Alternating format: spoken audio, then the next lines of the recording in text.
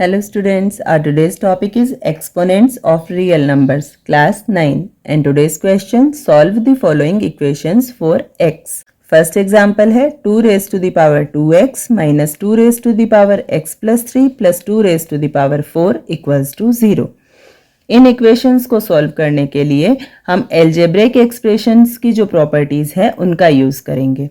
यहाँ जो first term है इसे हम लिख सकते हैं 2 raised to the power x and whole square. इसे जब हम सॉल्व करेंगे तो x और 2 मल्टीप्लाई होंगे और ये अगेन हो जाएगा 2 raised to the power 2x. इसी तरह जो लास्ट टर्म है इसे हम लिख सकते हैं 2 स्क्वायर का होल स्क्वायर. अगेन 2 और 2 को मल्टीप्लाई करेंगे, ये अगेन हो जाएगा 2 raised to the power 4. इसी तरह जो मिडिल टर्म है इसे हम लिख सकते हैं 2 multiply 2 raised to the power x multiply 2 square. जब बेस सेम होते हैं तो एक्सपोनेंट्स को ऐड कर देते हैं. यहाँ तीनों जगह बेस 2 है इसलिए इनकी एक्सपोनेंट्स को जब हम ऐड करेंगे तो ये हो जाएगा x plus 2 plus 1. It means x plus 3.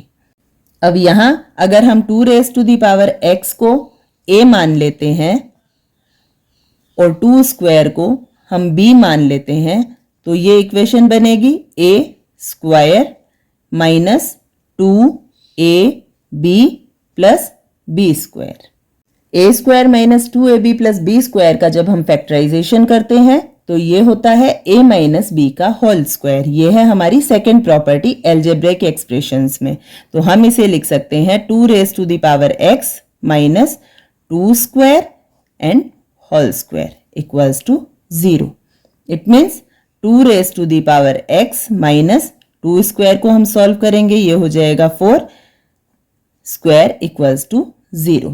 इस पूरी इक्वेशन का 0 के इक्वल होने का मतलब है कि यहाँ जो 2 फैक्टर्स है 2 raised to the power x minus 4 and second factor is also 2 raised to the power x minus 4, ये 0 है. तो यहाँ हम 2 raised to the power x minus 4 को इक्वल कर देंगे 0 के. Then 2 raised to the power x equals to हो जाएगा पॉजिटिव 4. अब क्योंकि हमें 2 raised to the power x की वैल्यू फाइंड आउट करनी है इसलिए हम इस 4 को अगेन 2 के बेस में कन्वर्ट करेंगे. तो इसलिए यहाँ हम इसे 2 स्क्वायर भी छोड़ सकते हैं और हम इसे अगर 4 में कन्वर्ट करते हैं तो हमें इसे अगेन 2 स्क्वायर में कन्वर्ट करना रहेगा. 2 raised to the power x equals to हो गया 2 स्क्वायर. अब क्योंकि बेस सेम है इसलिए x इक्वल्स टू भी होगा 2. नेक्स्ट एग्जाम्पल है 3 raised to the power 2x plus 4 plus 1 equals to 2 multiply 3 raised to the power x plus 2. यहाँ फर्स्ट टर्म है 3 raised to the power 2x plus 4. यहाँ 2x plus 4 में से हम 2 को कॉमन ले सकते हैं. इट मीन्स हम इसे लिख सकते हैं 3 raised to the power x plus 2 multiply 2 है इसलिए हम यहाँ होल स्क्वायर का भी यूज कर सकते हैं क्योंकि जब पावर पर पावर होती है तो वो मल्टीप्लाई होती है. देन x प्लस 2 मल्टीप्लाई 2 का मतलब 2x प्लस 4 ही होगा. इसी तरह जो प्लस 1 है इसे हम लिख सकते हैं 1 का होल स्क्वायर.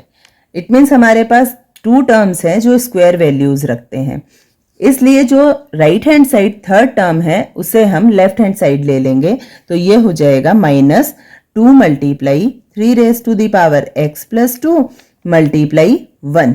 क्योंकि जब हम इसे 1 से मल्टीप्लाई करेंगे तो इसकी वैल्यू में कोई चेंज नहीं आएगा. लेकिन हमारी इक्वेशन बन जाएगी अगर हम a मान लेते हैं 3 raised to the power x plus 2 को और b मान लेते हैं 1 तो ये इक्वेशन हो गई a square plus b square minus 2ab equals to 0. Again इसका फैक्टराइजेशन होगा a माइनस b का होल स्क्वायर.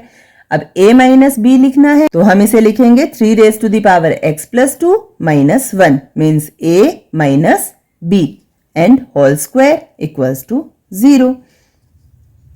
अब क्योंकि दोनों ही फैक्टर सेम है इसलिए हम 3 raised to the power x plus 2 minus 1 को इक्वल कर देंगे 0 के. तो ये हो जाएगा 3 raised to the power x plus 2 equals to 1. अब यहाँ x की वैल्यू फाइंड आउट करने के लिए हमें चाहिए कि लेफ्ट हैंड साइड और राइट हैंड साइड दोनों तरफ बेस सेम हो इसलिए यहाँ हम 1 को कन्वर्ट कर लेंगे 3 raised to the power 0 में.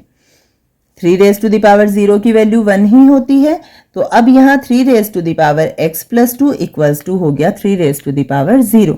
जब बेस सेम होते हैं तो एक्सपोनेंट भी सेम होगी। It means x plus 2 equals to हो गया 0 और x की वैल्यू आ जाएगी -2। That is answer.